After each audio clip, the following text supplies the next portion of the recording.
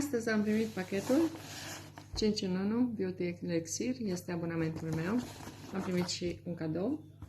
S-a încheiat abonamentul de 4 luni, se va prelungi automat, pentru că nu voi suna la telefon. Acum l-am de peste un an și vreau să vă arăt și vouă ce cadou am primit astăzi.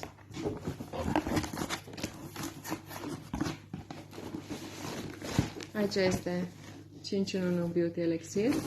Sunt 30 de fiole, pentru fiecare zi una. Așa. Sunt delicioase. E doza de nutrienți care asigură tot ce are nevoie organismul, pielea, părul și unghiile. Asta este cadou. Șampon de păr, balsam de păr, cremă de corp, un rolon și o cremă de zi. Aceste 5 produse sunt cadou la abonamentul meu 5 în 1 Beauty Elixir. La fiecare 4 luni, când expiră un abonament, primiți un cadou.